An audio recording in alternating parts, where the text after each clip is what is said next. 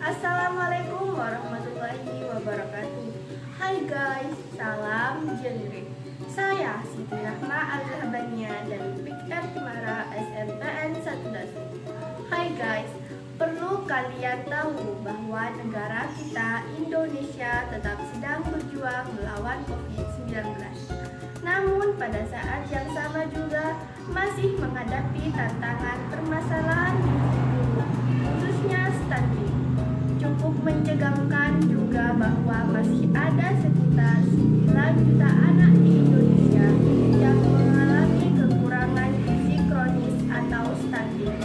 Itulah kenapa Presiden Joko Widodo secara tegas menyebut masalah stunting akan menjadi salah satu prioritas utama yang harus diselesaikan. Tentu ini bukan tantangan yang mudah bagi Menteri Kesehatan, tapi juga bukan hal yang tak mungkin diselesaikan.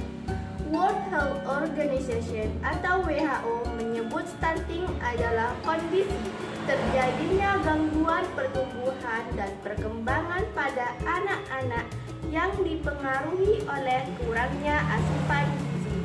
Dalam jangka waktu lama, masalah tersebut dapat mempengaruhi pertumbuhan anak yang biasanya ditandai dengan tinggi badan yang lebih rendah dibanding standar usianya. Dampaknya, anak-anak yang mengalami masalah stunting akan memiliki kemampuan kognitif, motorik, dan intelektual yang rendah, serta daya tubuh rentan sehingga mudah terserang penyakit. Hal tersebut akan menurunkan kualitas sumber daya manusia secara umum. Ada beberapa faktor yang menjadi penyebab utama terjadinya stunting pada anak. Pertama, dan yang paling utama adalah kurangnya asupan nutrisi dari makanan yang dikonsumsi anak sejak dalam kandungan. Kedua, pola asuh orang tua yang tidak memberikan ASI eksklusif selama 6 bulan pertama.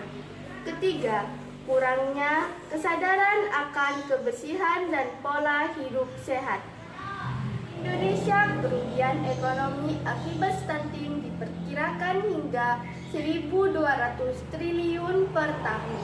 Tak heran apabila pemerintah menaruh perhatian serius pada masalah stunting. Beberapa program prioritas telah dicanangkan. Komitmen seluruh instansi juga sudah dituangkan. Hal tersebut tercermin dalam 3 arah kebijakan pencegahan stunting. Pertama, peningkatan intervensi pemerintah dengan sasaran ibu hamil, ibu menyusui, dan balita, antara lain melalui penyediaan makanan tambahan. Kedua, perbaikan akses dan sanitasi dasar melalui penyediaan air minum dan akses sanitasi yang layak. Ketiga, pemerintah akan meningkatkan cakupan program bantuan sosial, di antaranya melalui pemberian bantuan pangan non-tunai untuk keluarga yang kurang mampu. Banyak contoh di beberapa negara yang berhasil menurunkan angka stunting. Tak perlu jauh-jauh, tetangga dekat bisa menjadi contoh nyata.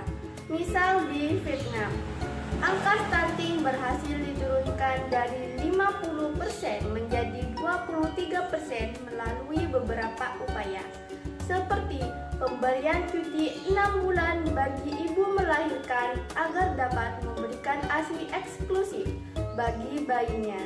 Demikian dengan Thailand, angka stunting turun dari 50% ke 20% melalui pemberdayaan relawan di daerah-daerah dengan angka stunting tertinggi.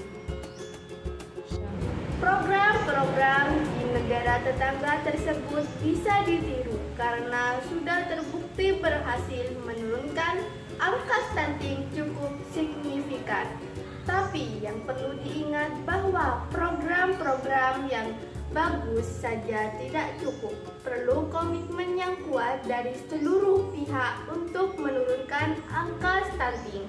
Kita harus sepenuhnya sadar bahwa anak-anak adalah masa depan bangsa ini.